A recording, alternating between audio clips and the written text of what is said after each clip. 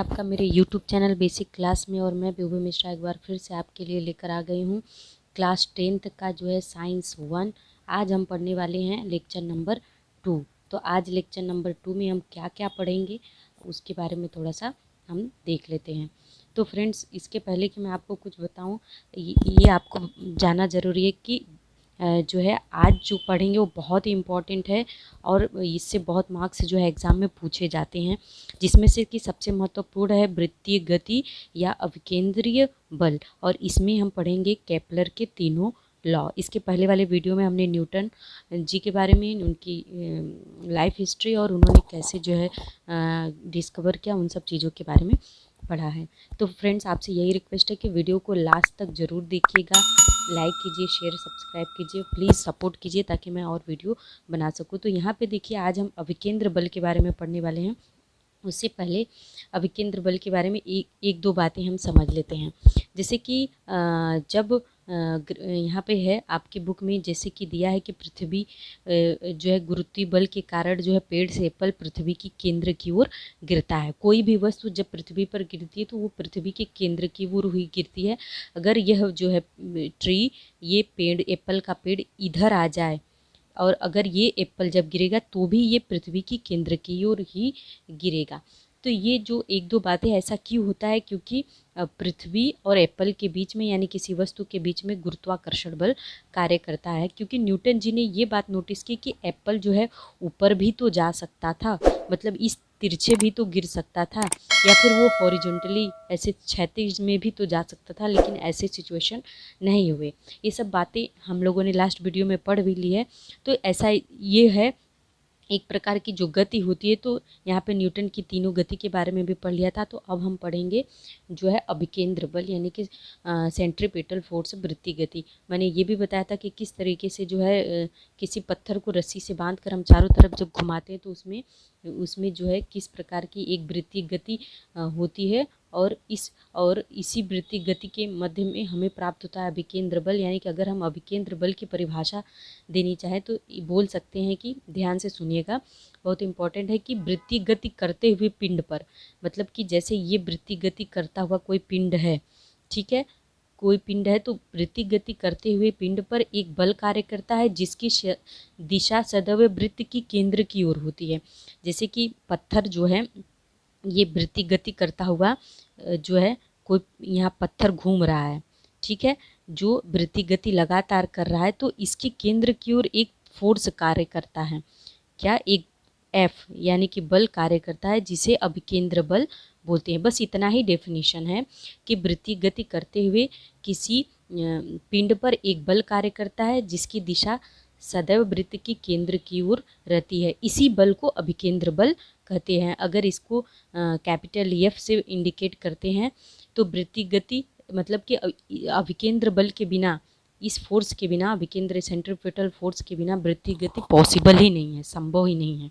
मान लीजिए कि कोई पिंड, मतलब पत्थर का द्रव्यमान जो है स्मॉल एम है, एम द्रव्यमान के किसी पिंड की हो और उस पर कार्य करने वाला अभिकेंद्र बल एफ हो, ठीक है, तो एफ बराबर क्या हो जाएगा? एफ बराबर द्रव्यमान गुणे त्वरण होता है, मतलब अभिकेंद्र बल हो, त्वरण हो गया, ठीक है, अभिकेंद्र त्वरण हो गया।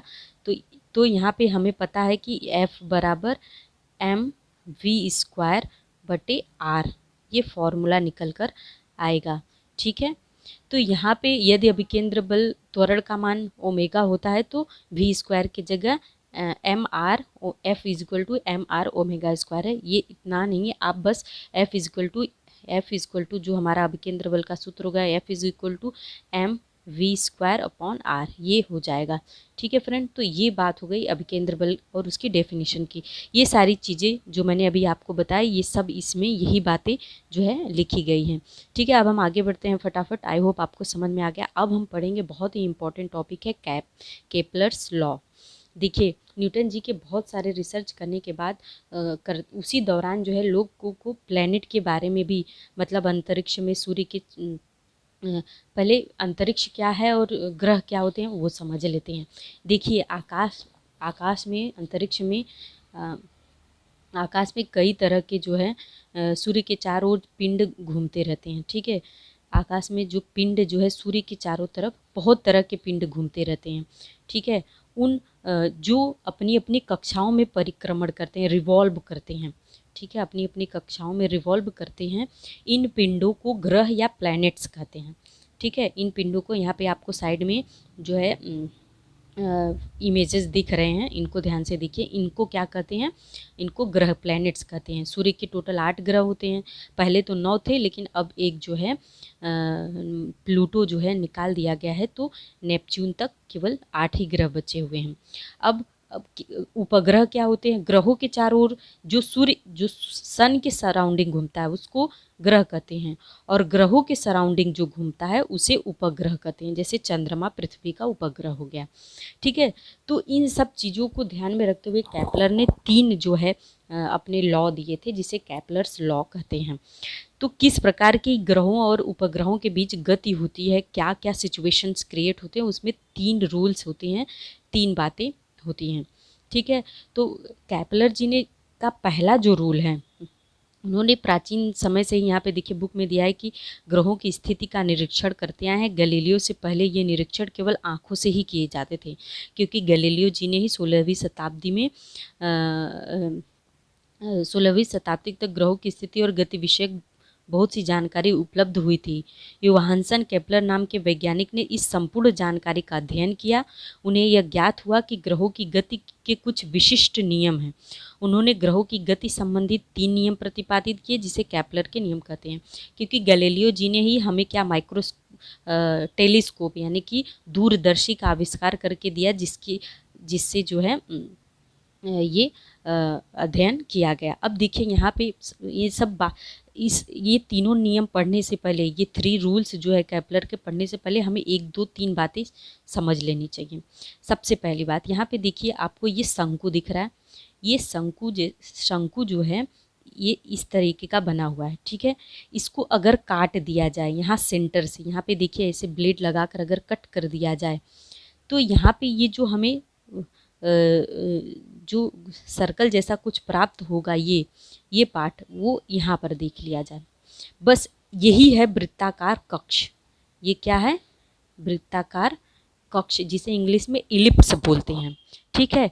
इसी वृत्ताकार कक्ष में 2 महत्वपूर्ण बिंदु होती हैं। एक बिंदु आपको यहाँ पे F1 दिख रहा है, एक बिंदु F2। इसी 2 महत्वपूर्ण बिंदु को क्या बोलते हैं? नाभि बिंदु बोलते हैं। क्या बोलते हैं? नाभि बिंदु F1, जिसे इंग्लिश में फोकस बिंदु F1 और फोकस बिंदु F2 बोलते हैं, या फोकाई बोलते हैं, ठीक है। तो ये जो नाभ बिंदु है, इसी मान लीजिए इसी नाभ बिंदु के किसी एक पर जो है सूर्य स्थित होता है, सन स्थित होता है। मान लीजिए कि सन यहाँ पर सिचुएट स्थित है, ठीक है। ये ध्यान से समझिएगा। अगर ये बात समझ में आ गई तो बाकी की बातें आपको आसानी से समझ में आ गई। तो ये हो गया हमारा सन। देखिए इस ड्राइंग में यहाँ पे इसीलिए सन को यहाँ पे दिखाया गया है। क्यों? क्योंकि सन 2 नाभ बिंदु में से एक जगह स्थित होता है, कभी भी सेंटर में नहीं होता। क्योंकि सेंटर में होता तो इसको केंद्र बोलते हैं, इसे नाभि बिंदु नहीं बोलते, सेंटर बोलते, केंद्र बिंदु बोलते हैं। लेकिन ये सेंटर में नहीं है, ये या तो यहाँ है या तो यहाँ है, इसे नाभि बिंदु बोलते हैं, ठीक है। तो यहाँ पे चूंकि सूर्य है तो इसे नाभि F न लिखकर यस लिखा गया है, ठीक है, सन। अब यहाँ पे देखिए ये नाभि बिंदु, यहाँ पे पृथ्वी है, और पृथ्वी जो है क्या करती है? गति करती है। किसके चारों तरफ? सूर्य के चारों तरफ। जब सूर्य यहाँ है, जब सन यहाँ होता है, ये बात एकदम ध्यान से सुन लीजिएगा। जब सूर्य यहाँ है तो सूर्य से पृथ्वी यहाँ पर है तो बहुत दूर है, ठीक है। और जब पृथ्वी घूमकर यहाँ आती है, ठीक है, मैं इसका कलर चेंज कर दूँ ताकि आपको समझने में असुविधा ना हो, ठीक है। जब सूर्य यहाँ पर है, ठीक है, तो पृथ्वी यहाँ पर जब गति करके यहाँ पे जाएगी तो ये सूर्य के निकट आ जाएगी। सन के क्या है? निकट। यहाँ से सबसे अधिकतम दूरी पृथ्वी की सूर्य के बीच है, ये अर्थ है। और यहाँ पे जब अर्थ पहुँचता है तो सबसे न्यूनतम दूरी है, सबसे निकट है। जब सन से अर्थ दूर रहेगा तो इसका आकर्षण बल कम रहता है, ठीक है। और जब पास में आता है अर्थ सन के तो आकर्षण बल क्या हो जाता है? बहुत अधिक हो जाता है। तो दूर रहने के कारण इसकी गति थोड़ा कम होती है, ठीक है।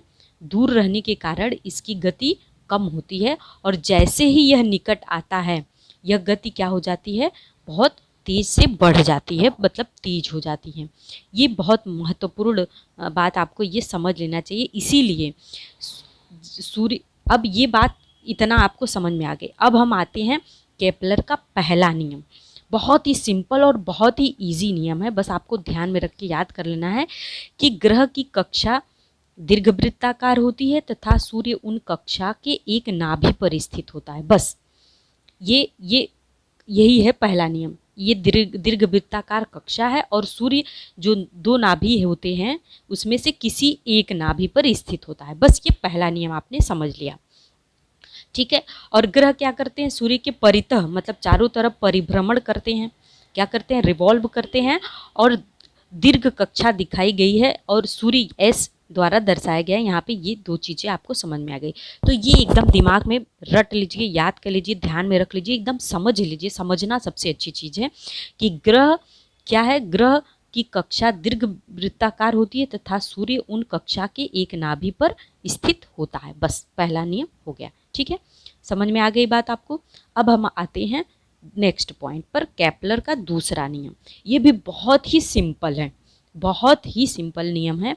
देखिए मैंने अभी आपको बताया, जो दूर और पास होने की बात मैंने अभी जो बताई वही बात यहाँ पर अप्लाई होती है, ठीक है। तो क्या होती है कि किसी भी ग्रह को सूर्य से मिलाने वाली रेखा, मान लीजिए ये अर्थ है और ये सूर्य है और ये सूर्य से मिलाने वाली रेखा ए है, ठीक है। सूर्य से मिलाने वाली रेखा समान समय अंतराल में समान क्षेत्रफल पार करती है, अर्थात ग्रह की क्षेत्रीय चाल कांस्टेंट होती है, नियत होती है, इसीलिए इसे क्षेत्रीय चाल का नियम भी कहते हैं, ठीक है। दूसरे नियम को क्या बोलते हैं, क्षेत्रीय चाल का नियम, और पहले नियम को बोलते हैं कक्षाओं का नियम, यानी लॉ ऑफ ऑर्बिट्स, कक्षाओं का नियम। और दूसरे नियम को लॉ ऑफ एरियल वेलोसिटी, यानी कि क्षेत्रीय चाल का नियम। तो यहाँ पे क्या है, सन से ग्रह प्लैनेट की दूरी जो है ए है, ये लाइन द्वारा इंडिकेट कर दिया गया। और मान लो कि 1 महीने बाद ये जो है रोटेट होकर बिंदु बी तक पहुंची, अर्थ जो है हमारा बी तक पहुंचा और ये लाइन बनी, तो हमें क्या प्राप्त हुआ, एस ए बी, ठीक है। फिर हम कुछ दूरी कुछ समय के बाद देखते हैं कि अगर मान लो यही अर्थ जो है सी पर पहुंचा हुआ है, अर्थ कहाँ है, बिंदु सी पर पहुंचा है, और 1 महीने बाद, एग्जैक्ट 1 महीने बाद वो डी पर पहुंचता है। कहाँ पहुंचता है, डी पर पहुंचता है। तो क्या बनता है, एस सी डी, या डी लिख सकते हैं, डी एस सी, ठीक है, डी एस सी। और यहाँ पे इसको लिख सकते हैं ए एस बी, ठीक है, ए एस बी, ठीक है। तो ये दो चीज़ें जो निकल के सामने आई हैं, तो ये दो चीज़ों से ये पता चलता है कि ये जो एरिया, जितना एरिया कवर हुआ है और ये जो एरिया कवर हुआ है, ये दोनों इक्वल हैं, समान दूरी तय हुई है। इसीलिए कहते हैं कि ग्रह को सूर्य से जोड़ने वाली रेखा समान समयावधि में समान क्षेत्रफल व्याप्त करती है, ठीक है, या स्वीप करती है, यानी समान क्षेत्रफल। अब ये आप बोलेंगे कि यहाँ पे तो ये चौड़ा दिख रहा है और यहाँ पे ये कम दिख रहा है, क्योंकि ये चौड़ा दिख भले रहा है, क्योंकि ये निकट है तो इसलिए आपको ज़्यादा दिख रहा है, ये दूर है तो ये कम दिख रहा है। लेकिन नियम के अनुसार ये दूरियां एकदम, इसका जो क्षेत्रफल है, एरिया है, एकदम इक्वल है, ठीक है। ये दूसरा नियम हो गया। तो दूसरा नियम को कैसे याद कर लेंगे कि ग्रह को सूर्य से जोड़ने वाली रेखा समान समयावधि में समान क्षेत्रफल व्याप्त करती हैं, ठीक है। अब यहाँ पे जैसे कि मैंने बता दिया, तो यहाँ पे जो है ए एस बी और सी एस डी, ये दोनों क्षेत्रफल क्या होंगे, समान होंगे, यानी कि ये ए एस बी वाला जो क्षेत्रफल है और सी एस डी वाला जो क्षेत्रफल है, दोनों इक्वल हैं, ठीक है। अब हम आते हैं नेक्स्ट पॉइंट पे। आई होप आपको इतना समझ में आ गया। अगर आपको अच्छा लग रहा है तो प्लीज़ कमेंट बॉक्स में ज़रूर लिखिएगा, अगर कुछ कमी लग रही है तो वो भी लिखिएगा, अच्छा लगा तो वो भी लिखिएगा, आपको कोई सुझाव राय देना है तो ज़रूर लिखिएगा कमेंट बॉक्स में, जब मैं ज़रूर सुधार करने की कोशिश करूँगी। अब हम आते हैं केपलर जी के तीसरे नियम पर।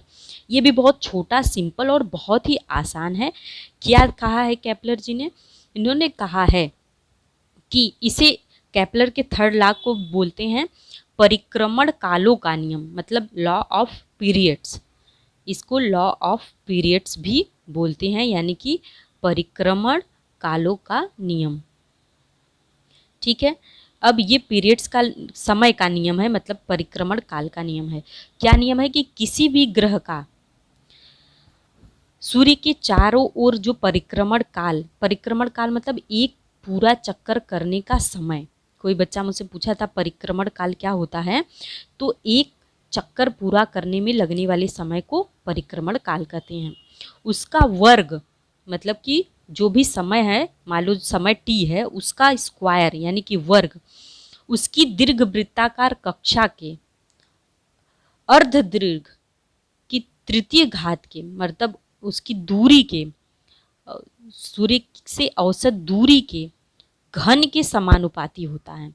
मतलब सूर्य से जो औसत दूरी होगी उसकी घन के घन मतलब घाते 3 के समानुपात होगा। ठीक है, मान लीजिए उसकी औसत दूरी, अब यहाँ पे देखिए, यहाँ पे सूर्य की यहाँ पे दूरी नज़दीक है, यहाँ पे थोड़ा दूर है, यहाँ पे बहुत दूर है, और ये डिस्टेंस हमने r से मान लिया। औसत दूरी क्या है, मान लीजिए r है।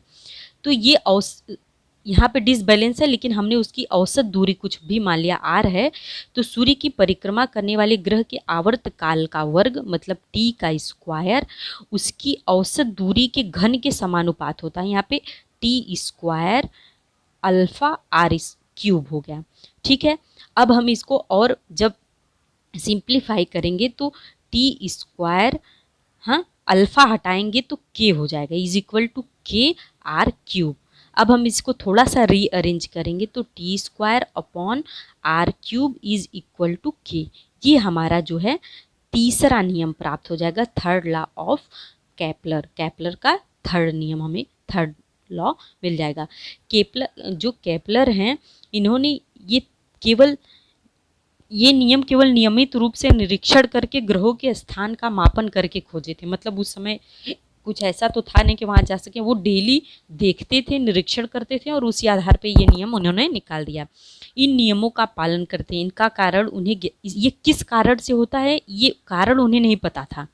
ठीक है, तब न्यूटन जी ने गुरुत्वाकर्षण का जब नियम प्रतिपादित किया तो केपलर के नियम किस प्रकार सहायक हुए, हम ये बात अब आगे समझने वाले हैं।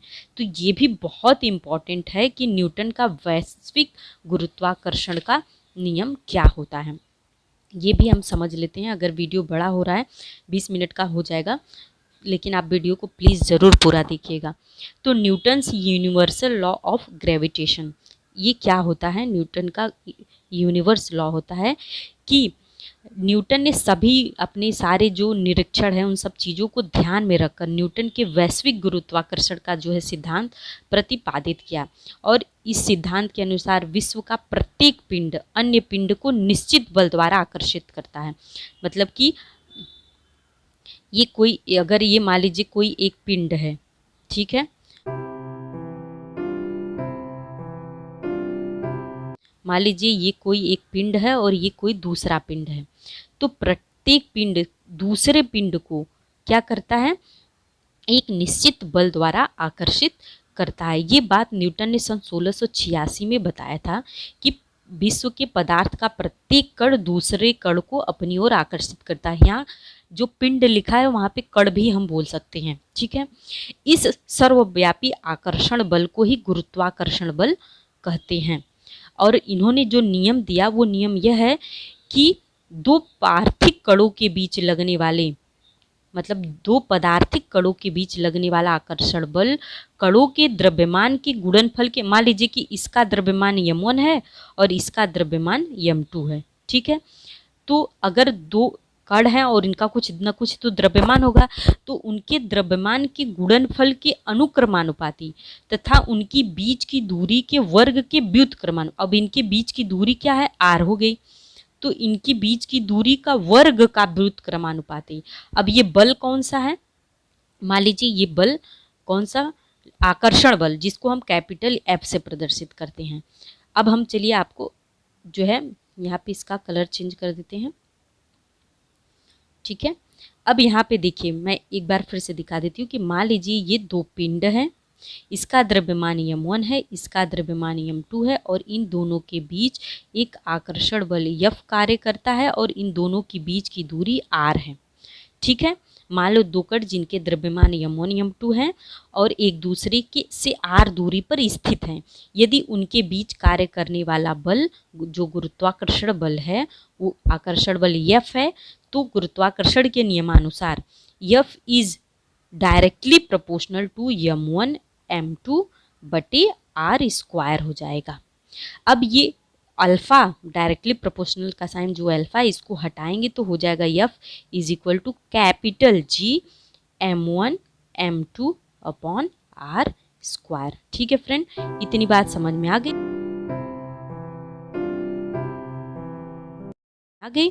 तो ये है जहाँ पे G है अनुक्रमानुपाती स्थिरांक होता है, जिसे अनुक्रमानुपाती कांस्टेंट बोलते हैं, जिसे न्यूटन का गुरुत्वाकर्षण स्थिरांक यानी कि न्यूटन्स ग्रेविटेशनल कांस्टेंट कहते हैं। इसका मान कणों की प्रकृति, माध्यम, समय, ताप इन सभी चीज़ों पर डिपेंड करता है। अतः एक सार्वत्रिक यूनिवर्सल कांस्टेंट है। इसके सूत्र में यहाँ पे होता है। अतः गुरुत्वाकर्षण स्थिरांक का एक सूत्र यहाँ पे निकल कर आता है। अगर आप डिटेल में पढ़ेंगे तो capital G equal to F R square बटे m1 m2 वही सूत्र है। जब हम G को कैलकुलेट करेंगे तो ये सूत्र लगा देंगे। अब यहाँ पे G का जो मान होता है वो 6.67 गुणे 10 घाते -11 न्यूटन मीटर स्क्वायर पर केजी स्क्वायर होता है। ठीक है, इसका अर्थ है कि अगर मान लीजिए दो चीज़ें 1 मीटर की दूरी पर रखी गई हों, 1-1 किलोग्राम की हों अगर वो, तो उनके बीच 6.67 गुणे 10 घाते -11 न्यूटन का आकर्षण बल लगता है। G का मान इतना कम होने के कारण ही दैनिक जीवन में हम इस अपने डेली लाइफ में इस फोर्स को, इस बल को अनुभव नहीं कर पाते। परंतु आकाशीय पिंडों का, सोलर सिस्टम में जो बड़े बड़े आकाशीय पिंड होती हैं, इनका द्रव्यमान इतना ज़्यादा होता है कि उनके बीच आकर्षण बल का परिणाम काफ़ी अधिक होता है। अतः आकाशीय ग्रहों या उपग्रहों के बल आवश्यक अभिकेंद्र बल प्रदान करते हैं, जिसके कारण क्या होती है, पृथ्वी सूर्य के परितः जो है घूमती है। ठीक है फ्रेंड्स, तो आई होप आपको इतनी बात समझ में आ गई होगी। बहुत ही इंपॉर्टेंट टॉपिक था, तो ये थोड़ा सॉरी मैं स्क्रॉल करना भूल गई थी। तो यही पॉइंट था जो मैं आपको समझाना चाहती थी। तो ये आपने समझ लिया, ये पूरा पॉइंट आपने समझ लिया। ये याद कर लीजिएगा कि G की इकाई newton metre square KG square है और G का मान 6.67 गुणे 10 घाते -11 न्यूटन मीटर स्क्वायर पर केजी स्क्वायर होता है। ठीक है, तो अब हम आगे जब पढ़ेंगे तो एक समान वृत्तीय गति और जो है आपके लिए एक होमवर्क है कि गुरुत्वाकर्षण बल और गुरुत्व ग्रेविटेशनल फोर्स और ग्रेविटी में क्या डिफरेंस होता है, गुरुत्वाकर्षण बल और गुरुत्व में क्या अंतर होता है। अगर आपको नहीं आएगा तो आप कमेंट बॉक्स में लिखिए। नेक्स्ट लेक्चर लेने से पहले मैं इसका आंसर देकर तब आपको जो है इसका एग्जाम्पल भी दूंगी और उसके बाद मैं आपको आगे पढ़ाऊंगी। और एक प्रश्न है कि पृथ्वी का गुरुत्वीय त्वरण क्या होता है। तो फ्रेंड्स, आई होप आपने पूरा वीडियो देखा, उसके लिए बहुत बहुत धन्यवाद। बाय।